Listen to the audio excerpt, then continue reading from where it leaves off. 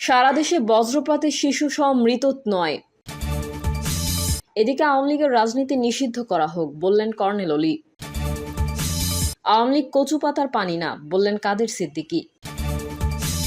এবং সর্বশেষ জানাবো ভারতের যুদ্ধ রাজনীতিকে অভ্যন্তরীণ পরিস্থিতি থেকে দৃষ্টি সরানোর চেষ্টা। এতক্ষণ শুনছিলেন সংবাদ শিরোনাম, এবারে বিস্তারিত। তবে তার আগে অনুরোধ থাকবে আমাদের চ্যানেলটি সাবস্ক্রাইব করে বেল আইকনটি ক্লিক করুন। আওয়ামী লীগের রাজনীতি নিষিদ্ধ করা হোক, বললেন কর্নেল অলি।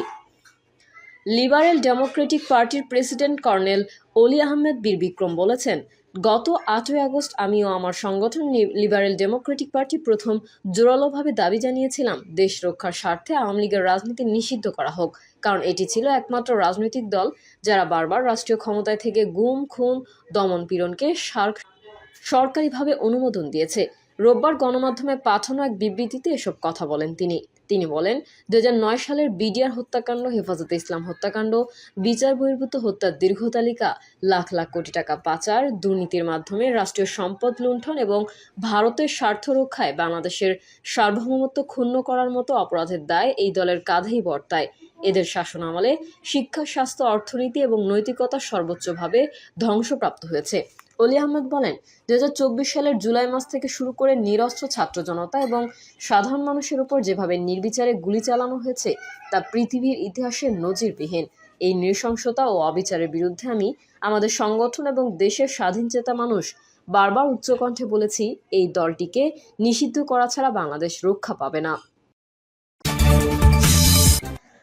আওয়ামী লীগ কচু পাতার পানি না, আওয়ামী লীগ কচু পাতার পানি না, বললেন কাদের সিদ্দিকী। কৃষক শ্রমিক জনতা লীগের প্রতিষ্ঠাতা সভাপতি বঙ্গবীর কাদের সিদ্দিকী বলেছেন, এখনো একটা বৈরী আবহাওয়া বইছে। যেই দল বাংলাদেশের স্বাধীনতা এনেছে সেই হুজুর মাওলানা ভাসানীর দল, বঙ্গবন্ধুর দল আওয়ামী লীগ কচু পাতার পানি না। সেটা সিদ্ধ হবে না, নিষিদ্ধ হবে। রায় দেওয়ার মালিক হচ্ছে জনগণ। কাদের সিদ্দিকী বলেন, কোনো রাজনৈতিক দলকে নিষিদ্ধ করলে নিষিদ্ধ হয়ে যায় না। জনগণ যদি মুখ ফিরিয়ে নেয়, অনুমোদন দিলেও সেই দল দাঁড়াতে পারে না। আওয়ামী লীগের যারা অন্যায় ভুল করেছে তাদের বিচার হবে এবং আইনের ধারা বিচারের ধার দোষী সাব্যস্ত হলে তাদের শাস্তি হবে, কিন্তু কোনো পরিষদ সিদ্ধান্ত নিলেই সেটা কার্যকর হবে বা সেটাই শুদ্ধ, সেটা ঠিক না। ভারতের যুদ্ধ রাজনীতিকে অভ্যন্তরীণ পরিস্থিতি থেকে দৃষ্টি সরানোর চেষ্টা। পেহেলগামের মর্মান্তিক সন্ত্রাসী হামলার রক্তাক্ত অভিঘাতে প্রায় যখন সমগ্র ভারতে স্তব্ধ, ঠিক ওই সময় দিল্লি থেকে ঘোষিত হলো অপারেশন সিঁদুর। ভারতের দাবি, সীমান্ত পার হয়ে পাকিস্তানের জঙ্গি ঘাঁটিতে তাদের নিশানা করে হামলাটি আপাত দৃষ্টিতে ছিল সীমিত ও কৌশলগত, কিন্তু এই সীমিত হামলার আড়ালেই যেন লুকিয়ে রয়েছে এক বহুমাত্রিক সংকটের ইঙ্গিত। কারণ প্রশ্ন কেবল প্রতিক্রিয়ার মাত্রা নয়, বরং প্রশ্ন ভারত কেন এই প্রক্রিয়ার পথ বেছে নিল এবং ভবিষ্যতে তার পরিণতি কি হতে পারে। সর্বশেষ খবর অবশ্য বলছে, চুক্তির টেবিলে বসে যুদ্ধবিরতিতে গিয়েছে ভারত ও পাকিস্তান। পাল্টাপাল্টি হামলার ৪ দিনের মাথায় শনিবার বিকাল থেকে এই যুদ্ধবিরতি কার্যকর হয়। এর মধ্যে দিয়ে দুই দেশের গত কয়েক দশকের সবচেয়ে বড় সংঘাতের আপাত ইতি ঘটেছে। তবে এই যুদ্ধবিরতি দীর্ঘস্থায়ী হবে কিনা তা নির্ভর করছে আন্তর্জাতিক কূটনীতি ও দুই দেশের পরবর্তী পদক্ষেপের ওপর।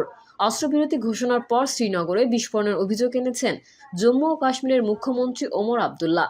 সামাজিক যোগাযোগ মাধ্যম এক্সে পোস্টে আবদুল্লাহ বলেন, যুদ্ধবিরতির কি হলো? শ্রীনগর জুড়ে বিস্ফোরণের শব্দ শোনা গেছে। যুদ্ধ হয়তো থামবে অচিরেই, তবে যে কোনো যুদ্ধের পেছনে শাসকদের নিজস্ব হিসাব নিকাশ থাকে। এই যুদ্ধের পেছনেও আছে, তবে সাদা চোখেই দেখা যায় সম্প্রতি ভারতের অভ্যন্তরীণ রাজনৈতিক পরিস্থিতি মোটেও অস্থির বা স্বস্তির নয়। মণিপুরের দীর্ঘমেয়াদী জাতিগত সহিংসতা, পাঞ্জাবে কৃষক আন্দোলনের অব্যাহত ক্ষোভ, পশ্চিমবঙ্গে কেন্দ্র রাজ্য দ্বন্দ্ব, সর্বোপরি জাতীয় রাজনীতিতে সাধারণ নির্বাচন ঘনিয়ে আসার চাপ, সবকিছু মিলিয়ে কেন্দ্রীয় শাসকের সামনে এক অস্বস্তিকর পরিস্থিতি। ইতিহাস বলছে, অনেক সময় সরকার অভ্যন্তরীণ চাপ হালকা করতে বাহ্যিক শত্রু তৈরি করে। যুদ্ধ বা সশস্ত্র সংঘাত তখন হয়ে ওঠে এক জাতীয়তাবাদের উদ্দীপক, যা ক্ষণিকের জন্য হলেও জনগণকে ঐক্যবদ্ধ করে। অতএব অপারেশন সিঁদুরের পেছনে যে রাজনৈতিক লাভের আশঙ্কা নেই তা বলা যায় না, কিন্তু রাজনৈতিক কৌশল যতই জোরালো হোক না কেন, যুদ্ধের অর্থনৈতিক বাস্তবতা থেকে কোনো রাষ্ট্রই মুখ ফিরিয়ে রাখতে পারে না। গত এক দশকে ভারতের অর্থনীতি উচ্চ বৃদ্ধির পথ পেরিয়ে এখন এক সংবেদনশীল সন্ধিক্ষণে দাঁড়িয়ে।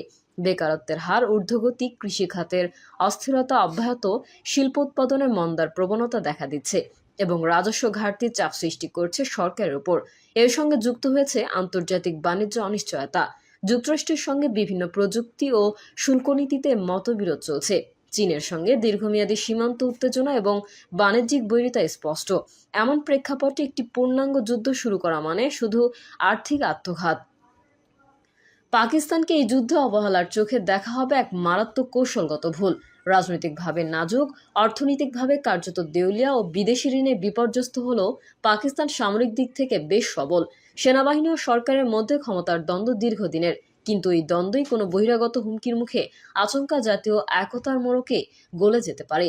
ভারতীয় হামলা সেদেশের রাজনীতি ও সেনানায়কদের হাতে এমন এক হাতিয়ার তুলে দিতে পারে যা তারা প্রয়োজনীয় প্রতিশোধ বলে জাতিকে বোঝাবে, এবং তাতে যুদ্ধ উল্টো পাকিস্তানের জাতীয় ঐক্যের অদ্ভুত টনিক হয়ে উঠতে পারে।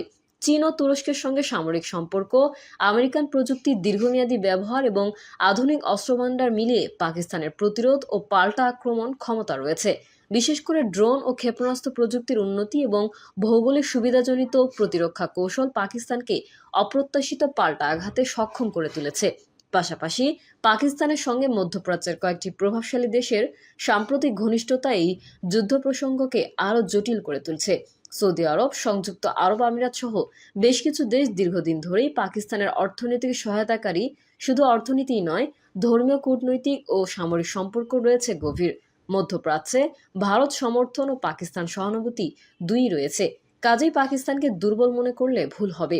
আন্তর্জাতিক দৃষ্টিকোণ থেকেও ভারতের বর্তমান কূটনৈতিক অবস্থান খুব সুবিধাজনক বলা যায় না। চীনের সঙ্গে দীর্ঘকালীন সীমান্ত দ্বন্দ্ব, রাশিয়ার সঙ্গে সম্পর্ক কিছুটা স্থিতিশীল হলেও ইউক্রেনের যুদ্ধের পর নতুন ভারসাম্যে তা দুর্বল হয়েছে, এবং যুক্তরাষ্ট্রের সঙ্গে কৌশলগত অংশীদারিত্ব থাকলেও বাণিজ্য নিয়ে চলমান জটিলতা দ্বিপাক্ষিক সম্পর্কের স্থায়ী ভিত্তিকে নড়বড় করে তুলেছে। দক্ষিণ এশিয়ার অন্য প্রতিবেশীদের সঙ্গে ভারতের সম্পর্ক বহু ক্ষেত্রে অবিশ্বাস ও কর্তৃত্ববাদী মনোভাবের কারণে প্রশ্নবিদ্ধ। বাংলাদেশ, নেপাল, শ্রীলঙ্কা, মালদ্বীপ সব ক্ষেত্রেই ভারতের সাম্প্রতিক সময়ে প্রতিদ্বন্দ্বী চীনের প্রভাব ঠেকাতে হিমশিম খেতে হয়েছে। এই অবস্থায় যুদ্ধের পরিস্থিতি তৈরি হলে ভারতকে এই কূটনৈতিক ফ্রন্টগুলোতে বিরাট চাপের মুখে পড়তে হতে পারে। তার চেয়ে বরং এখন ভারতের সামনে একটি কৌশলগত সুযোগ রয়েছে। যুদ্ধ নয়, আন্তর্জাতিক জনমতকে ব্যবহার করে পাকিস্তানের উপর কূটনৈতিক চাপ বাড়ানো। পেহেলগামের বর্বর হামলা এক ভয়াবহ মানবিক ট্র্যাজেডি, যার নিন্দা আন্তর্জাতিক মহল সর্বসম্মতভাবেই করেছে। ভারত যদি এই আঘাতের জবাবে সংযত থাকে এবং আন্তর্জাতিক সম্প্রদায়ের সহযোগিতায় পাকিস্তানকে বাধ্য করতে পারে জঙ্গি নেটওয়ার্ক দমনে দৃশ্যমান পদক্ষেপ নিতে, তবে সেটিই হবে প্রকৃত বিজয়। কারণ জঙ্গিবাদ শুধু সামরিক নয়, একটি কূটনৈতিক ও মনস্তাত্ত্বিক যুদ্ধ।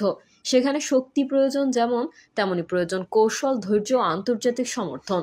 এই মুহূর্তে ভারতের করণীয় গেল কেবল প্রতিক্রিয়ামূলক নয়, বরং তা হতে হবে কৌশলগত, দায়িত্বশীল ও আন্তর্জাতিক বাস্তবতার সঙ্গে সামঞ্জস্যপূর্ণ। জাতিসংঘের মাধ্যমে একটি নিরপেক্ষ ও শক্তিশালী আন্তর্জাতিক তদন্ত কমিটি গঠন করা জরুরি, যারা কাজ হবে হামলার প্রকৃত উৎস ও কারা এর নেপথ্যে তা নির্ধারণ করা। পাকিস্তানও এরকম একটি তদন্ত কমিটি করার জন্যই সুপারিশ করেছিল শুরুতেই।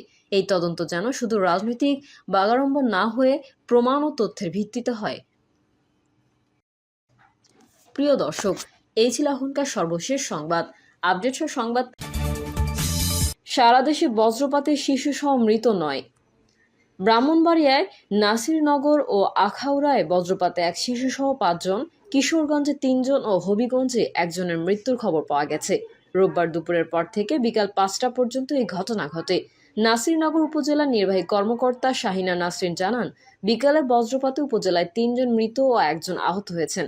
এর মধ্যে গোকর্ণ ভাঙা ব্রিজ এলাকায় শামসুল হুদা নামে একজন গরু চড়াতে গিয়ে বজ্রপাতে ঘটনাস্থলেই মারা যান। তিনি ওই এলাকার মৃত আব্দুস সালামের ছেলে। অপরদিকে টোকানগর এলাকায় ধান কাটতে এসে আব্দুর রাজ্জাক নামে এক শ্রমিক বজ্রপাতে মারা গেছেন। তার বাড়ি সরাইল উপজেলার কালীকচ্ছ গ্রামে বলে জানা গেছে। মরদেহ হাসপাতালে নিয়ে যাওয়া হয়েছে।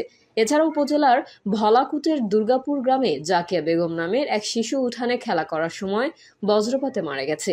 সে তার নানা বাড়িতে বেড়াতে এসেছিল। একই গ্রামের হামিদা বেগম নামে এক নারী বজ্রপাতে গুরুতর আহত হয়েছেন। তাকে জেলা সদর হাসপাতালে পাঠানো হয়েছে।